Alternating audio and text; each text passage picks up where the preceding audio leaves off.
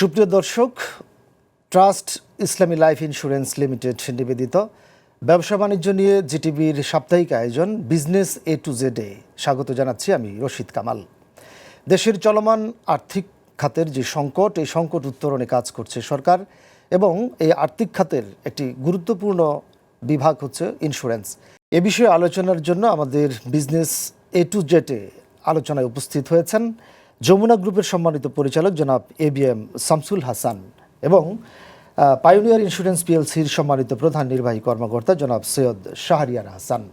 আপনাদের দুজনকে স্বাগত জানাচ্ছি আমাদের বিজনেস এ টু জেড অনুষ্ঠানে। আমি শুরুতেই যাব যমুনা গ্রুপের পরিচালক ABM শামসুল হাসান আপনার কাছে। আপনারা জানেন যে আমাদের চট্টগ্রাম বন্দর একটি গুরুত্বপূর্ণ স্থাপনা, যেটি আমদানি রপ্তানির ক্ষেত্রে একটি গুরুত্বপূর্ণ গেটওয়ে। সেখানে যে চলমান অস্থিরতা এবং সামনে খুব প্রত্যাশন্ন হচ্ছে রমজান, এই আমদানি রপ্তানিতে এই রমজানকে সামনে রেখে কতটা কি প্রভাব ফেলতে পারে আমাদের অর্থনীতিতে? ধন্যবাদ আপনাকে একটি সময় উপযোগী প্রশ্ন করার জন্যে। কারণ আপনারা সবাই জেনে থাকবেন যে চট্টগ্রাম বন্দরে যে একটা যে অবস্থা বিরাজমান বর্তমানে, যে সকল প্রকার আমদানি রপ্তানি বন্ধ করে দেয়া হয়েছে। আসলে এটা একটা যদিও পলিটিক্যাল প্রশ্ন হয়ে যায়, বাট আমি ওই দিকে যাব না। আমি আসলে এটার যে প্রভাবটা রমজান সামনে রেখে যে এই ধরনের একটা কর্মকাণ্ড, এটা আসলে সরকারকে একটু বিপাকে ফেলার জন্যই হয়তোবা এরকম করা হয়েছে। কারণ কিছু স্বার্থান্বেষী মহল রয়েছেন যে যারা আসলে নিজেদের স্বার্থটাকেই বড় করে দেখেন। আসলে আমাদের সকলেরই উচিত রাষ্ট্রের স্বার্থ তথা মানে দেশ জনগণের স্বার্থকে বড় করে দেখা। কারণ কতিপয় স্বার্থান্বেষী মহল তারা চাচ্ছে যে আসলে এই ধরনের একটা পরিবেশ পরিস্থিতির যদি সৃষ্টি হয় রমজানের পূর্বে, তাহলে রমজানে আমরা যেটা বলি যে সিন্ডিকেট, এই যে সিন্ডিকেটের কথা আমরা বলে থাকি, দেখেন এটা কিন্তু এক ধরনের সিন্ডিকেটই বলা চলে। কারণ যদি সিন্ডিকেটই না হবে, এই মুহূর্তে রমজানের আগে আমাদেরকে আমাদের ভোগ্যপণ্য, আমাদের খাদ্য সামগ্রী, ইফতারের সামগ্রী, এই সকল বিষয়গুলোকে আমাদের বাজারে অ্যাভেলেবেল করতে হবে। কিন্তু আমরা যদি এই মুহূর্তে এই ধরনের একটা ধর্মঘট করে, আপনি জানেন যে জাহাজগুলো সব সমুদ্র বন্দরে কিন্তু জাহাজগুলো রয়ে গেছে। তো এই জাহাজের মধ্যে আমাদের যেগুলো আমাদের নিত্য প্রয়োজনীয় জিনিস, যেমন ক্রুড সয়াবিন অয়েল আছে, পাম অলিন আছে, তারপরে আপনার এর মধ্যে যেটাকে আমরা ছোলা বলে থাকি, ছোলা, তারপরে ডাল, চিনি, সয়াবিন, চাল, অনেক কিছু, খেজুর, নিত্য প্রয়োজনীয় যেটা আপনাকে লাগবেই। খাদ্য, বস্ত্র, বাসস্থান, এই নিত্য প্রয়োজনীয় যেগুলো আমাদের অত্যাবশ্যকীয় উপকরণ আমাদের জীবন ধারণের জন্য, তার মধ্যে খাদ্য। এই খাদ্য নিয়ে আমরা যদি দেশের মধ্যে এই ধরনের একটা অরাজক পরিস্থিতির সৃষ্টি হয়, তাহলে আগামী দিন ভোগ্যপণ্য এই বাজারে আমাদের কি অবস্থা হবে? যেটা 2 টাকার জিনিস সেটা হয়ে যাবে ডাবল। যে বিভিন্ন দেশে, ইসলামিক দেশগুলোতে রমজানের পূর্বে জিনিসপত্রের দাম কিন্তু একদম কমিয়ে দেওয়া হয়, অনেক কমে যায়। কিন্তু আমাদের দেশে কি হচ্ছে? আমাদের দেশে ঠিক উল্টো চিত্র। আপনার কি হয়, ঠিক রমজানের আগে দেখবেন সবকিছুর দাম বাড়তে। আমি আপনার কাছে দ্বিতীয় প্রশ্নে যাব। বর্তমান ব্যাংকিং খাতের যে চ্যালেঞ্জগুলো, আপনি জানেন যে দেশের ব্যাংকিং খাত নড়বড়ে অবস্থা গত সরকারের আমলে যাচ্ছিল, এবং সরকার যথেষ্ট চেষ্টা করছে এটি ফিরিয়ে আনার জন্য, একটি সুশাসন প্রতিষ্ঠা করার। চ্যালেঞ্জগুলো আপনি কি কি মনে করছেন? আচ্ছা, যখন আমরা কোনো একটা শিল্প প্রতিষ্ঠান বা কোনো একজন ব্যক্তি বা যে কেউ, যখন আপনি ব্যাংকের কাছে যখন ঋণ সুবিধা পেতে চাচ্ছেন, তখন ব্যাংক এটাকে কিভাবে নিচ্ছে। আর আপনি দেখবেন যে আপনি 100% সৎ একজন ভালো মানুষ বা একটা ভালো প্রতিষ্ঠান। হ্যাঁ, আপনি যখন ব্যাংকের কাছে যাবেন আপনার আর্থিক সহায়তার জন্য, আপনি কিন্তু এটা কোনো দান বা অনুদান হিসাবে চাচ্ছেন না। আপনি চাচ্ছেন যে আপনি আপনার প্রতিষ্ঠানটাকে সুন্দর এবং সুষ্ঠুভাবে পরিচালনা করার জন্য, অথবা নতুন কোনো প্রতিষ্ঠান স্থাপনের জন্য আপনি এই ঋণ সুবিধাটা চাচ্ছেন। কিন্তু ব্যাংক কী করছে? এই ঋণ সুবিধা পাওয়ার আগেই আপনার কাছ থেকে যে ধরনের জিনিসপত্র তারা চাইবে এবং যেগুলো তারা চাচ্ছে, হ্যাঁ, এই জিনিসগুলো আসলে এটাকে আরেকটু সহজীকরণ করা উচিত। কারণ যদি এটা না হয়, কারণ আপনি যেমন আমরা কিন্তু বলছি যে আমরা আর চাকরি করতে চাই না, আমরা গোলামি করতে চাই না, আমরা চাকর হতে চাই না। আমরা কি চাই? আমরা চাই নিজেরা নিজেরাই একজন শিল্পোদ্যোক্তা হতে, হ্যাঁ আমরা নিজেরাই শিল্প উদ্যোক্তা হব, আমরা বেকারদেরকে চাকরি দেব। কিন্তু এই ক্ষেত্রে কিন্তু রাষ্ট্র এবং ব্যাংক এদের কিন্তু ভূমিকা মানে খুবই গুরুত্বপূর্ণ। সেখানে দেখেন রাষ্ট্র কি করে, এমন সব জিনিসপত্র মানে ব্যাংকের কাছে চায়, এবং ব্যাংক এমন সব জিনিসপত্র, এমন সব ডকুমেন্টস আপনার একজন উদ্যোক্তার কাছে চায়, যেটা আসলে অনেক কষ্টেই অনেক অনেক ক্ষেত্রেই খুবই কষ্টসাধ্য হয়ে যায়। তো এই বিষয়গুলোর প্রতি কিন্তু নজর দিতে হবে। জনাব হাসান, আপনাকে ধন্যবাদ। আপনার নানান বিষয়ে আপনি বললেন, আমরা আরও কিছু প্রশ্ন আপনাকে করব আর জানবো আরও অনেক কিছু। আমরা এবারে আমরা ফিরতে চাই, আমি এখন যাব পায়োনিয়ার ইন্স্যুরেন্স পিএলসির সম্মানিত প্রধান নির্বাহী কর্মকর্তা জনাব সৈয়দ শাহরিয়ার হাসান। জনাব শাহরিয়ার হাসান, আমার প্রথম প্রশ্ন আপনার কাছে যে ইন্স্যুরেন্স খাত বাংলাদেশের অর্থনীতিতে একটি গুরুত্বপূর্ণ খাত। ইন্স্যুরেন্স আর্থিক খাতের একটা বড় অংশ হলেও এখনও মানুষের আস্থার জায়গাটায় আসতে পারছে না, কেন? ধন্যবাদ আপনাকে, খুব সুন্দর প্রশ্ন করেছেন, এবং আপনার মাধ্যমে গাজী টেলিভিশন কর্তৃপক্ষকে আজকের এই অনুষ্ঠান আয়োজনের জন্য আমাকে আমন্ত্রণ জানানোর জন্য। ইন্স্যুরেন্স খাতটা যদি দেখেন, যে প্রথম থেকে স্বাধীনতার পর থেকে যদি হিসাব করে দেখেন, যে ইন্স্যুরেন্সটা প্রথমে ন্যাশনালাইজ ছিল, হ্যাঁ, তারপরে সে 1985 সনে এইটা প্রাইভেটে এলো। প্রাইভেটে যখন এলো তখন ইন্স্যুরেন্স সেক্টরে আসলে মার্কেটে স্টাডি না করে দেখে নিয়ে এর পরবর্তী এই পর্যন্ত এসে নন লাইফে প্রায় 46টা ইন্স্যুরেন্স কোম্পানির পারমিশন দিয়ে দেওয়া হয়েছে। এটা কিন্তু মার্কেটে স্টাডি করা হয়নি, জাস্ট কিছু লোককে প্লিজ করার জন্য দিয়ে দেওয়া হয়েছে, যেগুলো এতগুলো দরকার নাই। এটা আমি বলছি 85 পরবর্তীতে থেকে নিয়ে এই দিয়ে এসছে, মানে 4টা ফেজে চলে এসছে। এই ঘটনাটা কি আপনি সর্বনাশের একটা ঘটনা বলতে চান? হ্যাঁ, আমি বলছি মার্কেটে স্টাডি না করে যদি আপনি দিয়ে দেন, এতগুলি ইন্স্যুরেন্স কোম্পানি সত্যি দরকার আছে কিনা, দ্বিতীয়ত হয়তো এই টেকনিক্যাল ম্যান পাওয়ার আছে কিনা, আপনার এইগুলো স্টাডি না করে। কারণ যখন আপনার পাকিস্তান বাংলাদেশের সৃষ্টি হলো, তখন ম্যাক্সিমাম ইন্স্যুরেন্স কোম্পানিগুলোর হেড অফিস ছিল কিন্তু পাকিস্তানে, এইখানে ছিল আপনার ম্যাক্সিমাম মার্কেটিং এবং কিছু আন্ডার রাইটিং লোক। তো যারা ডেস্ক ওয়ার্কার ছিল তাদের সংখ্যা কমই ছিল। সেই ডেস্ক ওয়ার্কারদের নলেজ দিয়েই প্রথমে স্টার্ট করা হলো ন্যাশনালাইজড ইয়েটা। তো এইটা এর জন্য বলা হচ্ছে যে এইটা একটা প্রথম থেকে একটু নেগলেক্টেড ইয়েতে ছিল, সেইভাবে দেখা হয়েছিল। এবং জিনিসটা হলো ফিনান্সিয়াল সেক্টরে জিনিসটাকে দেওয়া হয়েছিল কমার্স মিনিস্ট্রিতে। তো এইটাও একটা বিরাট ইয়েতে, কমার্সে ধরতে গেলে তাদের আরও অনেক ইম্পর্টেন্ট ব্যাপার রয়েছে। সুতরাং এটা একটা খুবই একটা সাইড ইয়েতে পড়ে থাকা ব্যাপার ছিল। এছাড়া ধরেন ইন্স্যুরেন্স যে বলছেন যে রাখতে না পারার অনেকগুলো কারণ রয়েছে। আরও কারণগুলো রয়েছে, যেমন ধরেন আমাদের এখানে একে তো বলছি টেকনিক্যাল ম্যান পাওয়ার নাই, তারপরে হলো আমাদের এখানে রেগুলেটর যেটা, সেই রেগুলেটর যখন কমার্সের আন্ডারে ছিল তখন একটা কন্ট্রোল অফ ইন্স্যুরেন্স বলে একটা অধিদপ্তর ছিল, এবং সেখানে কোন লোক আসতো, দেখা যেত একজন ডেপুটি সেক্রেটারি, পরে আস্তে আস্তে উঠতে বোধহয় অ্যাডিশনাল সেক্রেটারি পর্যন্ত লোককে পোস্টিং দেওয়া হলো, এবং উনি থাকতেন হয়তো ওএসডি। আপনি কি বলতে চাচ্ছেন যে বিগত দিনের যে পলিসিগত সমস্যার কারণে পলিসির কারণে সেক্টরটা ডেভেলপ করতে পারেনি, ডেভেলপ করতে না পারার জন্য আপনার সাধারণ জনগণের যেটা রিকোয়ারমেন্টস প্রধান সেই জিনিসগুলো মিট আপ করতে পারেনি। এর জন্য হচ্ছে, এবং রেগুলেটর উইক থাকার কারণে আপনার দাবিগুলি যে সময় হচ্ছে, লোকের একটা আস্থা থাকে। আপনি যখন ইন্স্যুরেন্সটা তাকে পারচেস করছেন, আপনি জানছেন যে আপনার যখন দুর্দিন আসবে তখন ইন্স্যুরেন্স আপনার পাশে দাঁড়াবে, কিন্তু ইন্স্যুরেন্স সেইভাবে দাঁড়াতে পারেনি। তারপরে আরেকটা জিনিস হলো, আমাদের ইন্স্যুরেন্সটাকে যখন আরও মডিফাইড করা হলো, করা হলো, বাধ্যতামূলকভাবে করে দেওয়া হলো, যখন প্রাইভেট এলো 50% ন্যাশনাল আমাদের যেটা এসবিসি, ওরা হলো আমাদের ইন্স্যুরার অ্যান্ড রিইন্স্যুরার। তো রিইন্স্যুরেন্স 50% এইখানেই করতে হবে, তো আর বাকি 50% যার যেরকম ক্যাপাসিটি সে বাইরে করবে।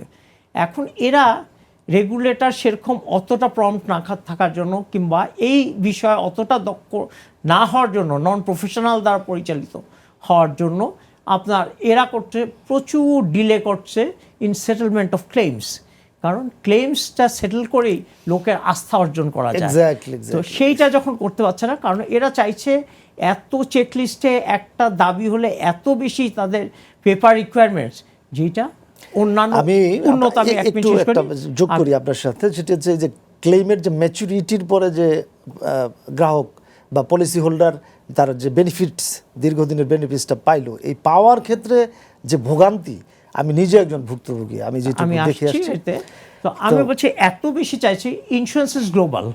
তো গ্লোবাল ইয়েতে আমি নন লাইফ সম্বন্ধে বলছি, কিন্তু আমি আপনারটায় পরে আসবো। আচ্ছা, তো সেইখানে সে কিন্তু যখন সাবমিট করছে সাধারণ বীমা কর্পোরেশন বিদেশে তার রিকভারির জন্য, সে কিন্তু promptly by submitting a very few papers দিয়ে সে পেয়ে যাচ্ছে।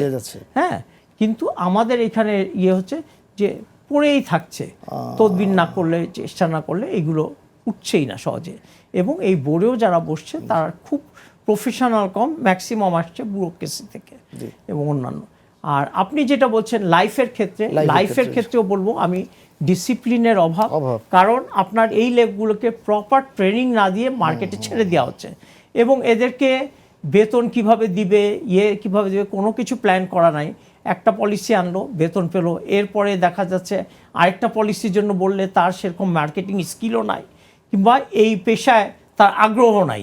আমি যেহেতু তাকে ট্রেনিং দিতে পারিনি, অন্য কিছু দিতে পারিনি, তখন সে ওইগুলো সেল করে সেল করতে যে দেখছে সে তার বেতন পাচ্ছে না, তখন আলটিমেটলি সে কিন্তু টাকাগুলি নিজেই তসরুপ করে ফেলছে।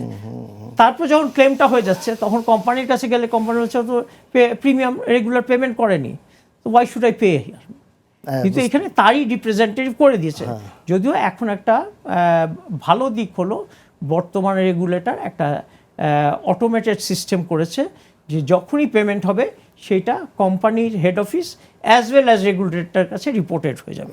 সুতরাং এখন এই জিনিসটা কমে আসছে। আচ্ছা, আমি এবারে জনাব এবিএম শামসুল হাসানের কাছে জানতে চাচ্ছি এবারে এ পর্যায়ে যে রেমিটেন্স দেশের ব্যাংকিং খাতের অস্থিতিশীলতা সামাল দিতে কতটা অবদান রাখছে? আসলে এটা গুরুত্বপূর্ণ একটা প্রশ্ন। জি, যে যেই রেমিটেন্সগুলো আপনার বাইরে থেকে আমাদের দেশে রেগুলার আসছে, আপনি হয়তো জেনে থাকবেন যে টোটাল দুইটা মানে গুরুত্বপূর্ণ খাত, যে আমাদের দেশের যেই কর্মজীবী মানুষ যারা বিদেশে কর্মসংস্থান হয়েছে যাদের, তারা যে রেমিটেন্সটা পাঠায়, এইটা একটা বিশাল অংশ একটা ভূমিকা রেখে থাকে আমাদের জাতীয় অর্থনীতিতে। আর আরেকটা হচ্ছে আমরা যে এক্সপোর্ট করে থাকি, আমাদের টেক্সটাইল এবং গার্মেন্টস সেক্টর থেকে যেই রেমিটেন্সটা আসে, এই দুইটা মানে ক্ষেত্র থেকে আমাদের জাতীয় অর্থনীতিতে গুরুত্বপূর্ণ ভূমিকা রাখে।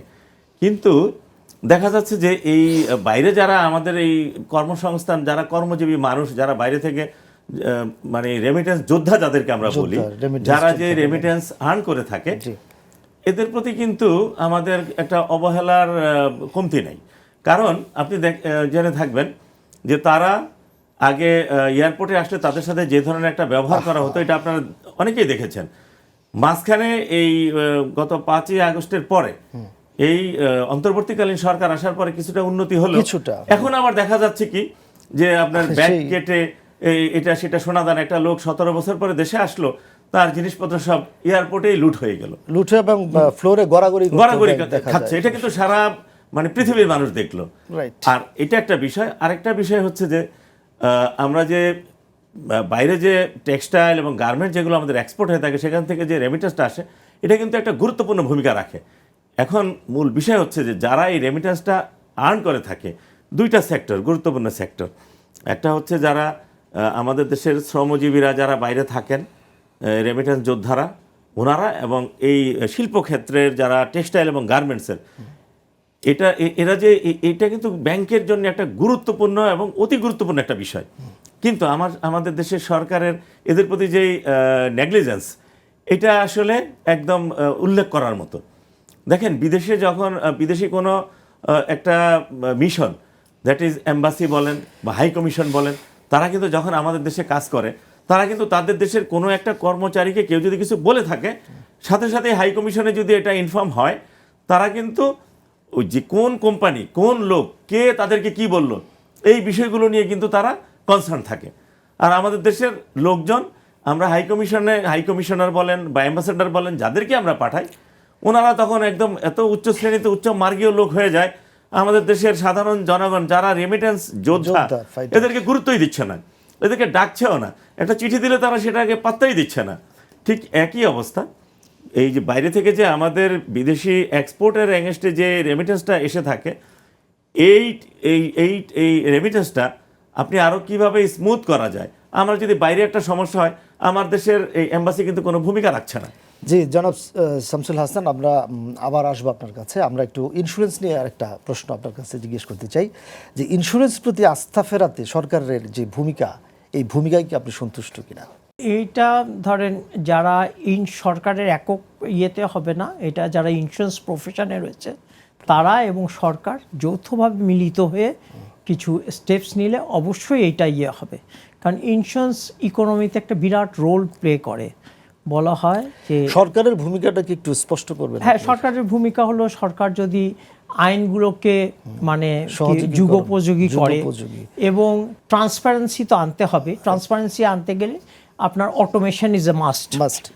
তো অটোমেশন যখন চলে আসবে পুরোপুরিভাবে, তখন কিন্তু অনেক স্বচ্ছতা বেড়ে যাবে। এবং শুধু অটোমেশন আনলে হবে না, আইনের যথাযথ প্রয়োগ এবং ঠিক দেখতে হবে যে ইন্স্যুরেন্স কোম্পানিগুলো ইন্স্যুরেন্স অ্যাক্ট মেনে চলছে কিনা। সেই থেকে আমাদের রেগুলেটর এখন যেটা করেছেন যে এজেন্সি কমিশন বলে একটা যে জিনিস ছিল, যেখানে ম্যাক্সিমাম লোক কি ছিল, এজেন্টগুলো ঘোস্ট এজেন্ট ছিল, তো সেটা বন্ধ করেছে। এখন সেটা সবাই মিলে চেষ্টা করছে, কিন্তু আমাদের রেগুলেটরের এখানে যেটা প্রবলেম রয়েছে, তাদের অর্গানোগ্রামে ম্যান পাওয়ার কম রয়েছে। সুতরাং তাদেরকে ওইখানে প্রপারলি ম্যান পাওয়ার দিয়ে তাদেরকে ইম্পাওয়ার করতে হবে। লাইক বাংলাদেশ ব্যাংক যেরকম করে ব্যাংকগুলোকে মনিটর করবে, যেহেতু বাংলাদেশ ব্যাংকের অনেক আগের একটা প্রতিষ্ঠান, আর আমরাও কিন্তু ইডরাও একটা রেগুলেটর, কিন্তু ইডরার লোকবল কম রয়েছে।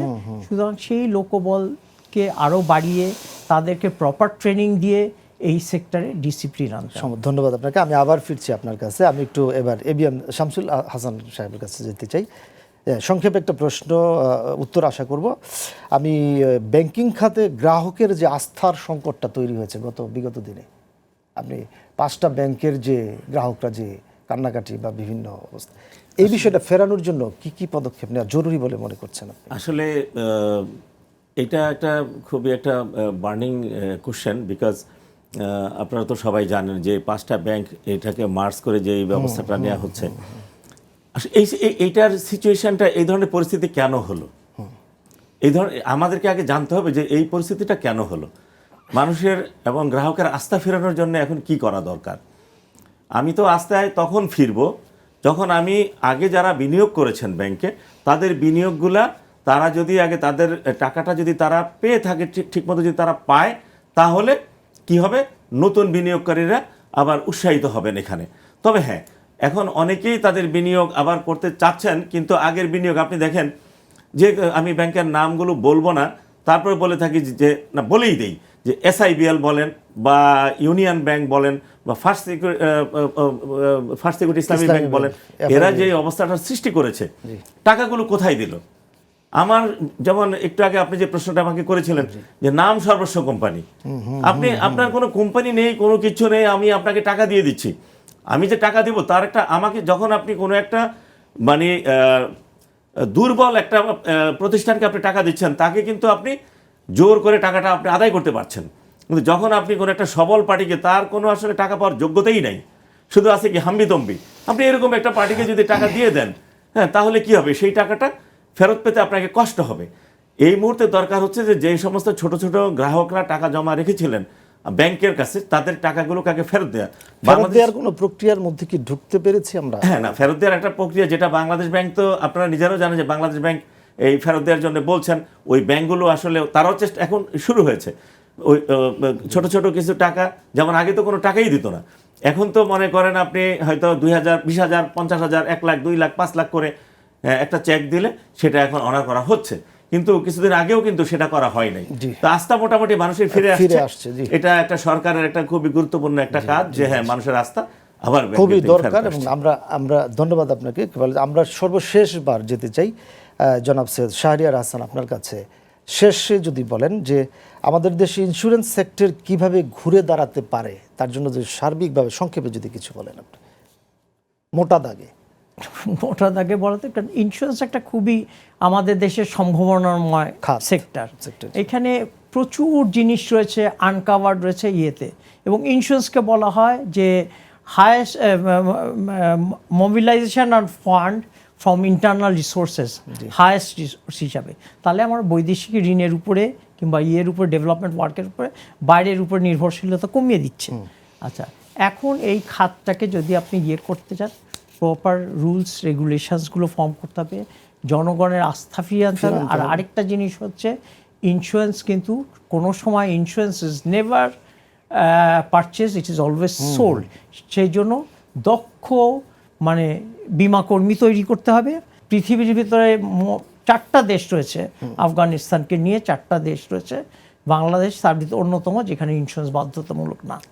কিন্তু এখানে ধরেন হেলথ ইন্স্যুরেন্স রয়েছে, ক্রপ ইন্স্যুরেন্স রয়েছে, তারপরে আপনার ধরেন মোটর ভেহিকেল ইন্স্যুরেন্স রয়েছে, আরও আর ইন্ডাস্ট্রিয়াল তো রয়েছেই, তারপরে ইম্পোর্ট এক্সপোর্ট, প্রচুর দিক দিয়ে আমাদের সম্ভাবনা রয়েছে। এছাড়াও যদি ধরেন আমাদের এখানে কম্পিটিশন বাড়াতে হবে, স্টেট ওন একটা অর্গানাইজেশন রেখে লাভ হবে না। এইখানে আরেকটা শক্তিশালী পাবলিক প্রাইভেট পার্টনারশিপের মাধ্যমে একটা রিইন্স্যুরেন্স কোম্পানি দাঁড় করাতে হবে। তাতে 2টা ন্যাশনাল অর্গানাইজেশনের ভিতরে কম্পিটিশন তৈরি হবে এবং এইটার মাধ্যমে আমরা প্রচুর পরিমাণ ফরেন এক্সচেঞ্জ আর্ন করতে পারবো এবং আমার ফরেন এক্সচেঞ্জ রিমিটেন্সটা কমে যাবে। ব্রোকারেজ লাইসেন্স দিতে হবে। সুতরাং সরকারকে করতে হবে যে ইন্স্যুরেন্স অনেক দেশেই দেখা গেছে, পার্শ্ববর্তী ইয়েতে ভারতেও যদি দেখেন যে তার ক্রপ ইন্স্যুরেন্সের লস হচ্ছে, লস কিন্তু প্রচুর পরিমাণ সাবসিডি দিচ্ছে। আমি বলছি সাবসিডি না, আপনি এটা ম্যান্ডেটারি করেন এবং ইজিয়ার করেন। যত বেশি লোক ইন্স্যুরেন্স নেবে, cost of insurance will come down. অনেক গুরুত্বপূর্ণ আলোচনা করলেন। আরও যদি আমরা আরও অনেক প্রশ্ন ছিল জানবার, বা আপনিও বলতে পারতেন, সময় সংক্ষিপ্ততার জন্য আজকে এখানেই থামতে হচ্ছে। জনাব ABM শামসুল হাসান এবং সৈয়দ শাহরিয়ার হাসান, আপনাদের দুজনকেই আমাদের এই আজকের অনুষ্ঠানে আসার জন্য এবং এই গুরুত্বপূর্ণ আলোচনা করবার জন্য অশেষ ধন্যবাদ। আশা করছি আপনাদের এই আলোচনার মধ্য দিয়ে দর্শক শ্রোতা যারা এই অনুষ্ঠানটি দেখবেন তারা অবশ্যই উপকৃত হবেন, উপকৃত হবে আমাদের দেশ। আপনাদেরকে আবারও ধন্যবাদ জানাচ্ছি। ধন্যবাদ আপনাদেরকে, এবং আপনার মাধ্যমে আমরা এই প্রোগ্রামের মাধ্যমে গাজী টেলিভিশনকেও ধন্যবাদ জানাচ্ছি এই অনুষ্ঠানে আমাদেরকে আমন্ত্রণ করার জন্য। ধন্যবাদ সবাইকে। প্রিয় দর্শক, আপনারা এতক্ষণ দেখলেন ট্রাস্ট ইসলামী লাইফ ইন্স্যুরেন্স লিমিটেড নিবেদিত জিটিভির ব্যবসা বাণিজ্য নিয়ে জিটিভির সাপ্তাহিক আয়োজন বিজনেস A to Z। সাথে থাকার জন্য ধন্যবাদ। আবারও আগামী শুক্রবার আবার আপনাদের সাথে দেখা হবে। সে পর্যন্ত ভালো থাকুন, সুস্থ থাকুন, শুভরাত্রি।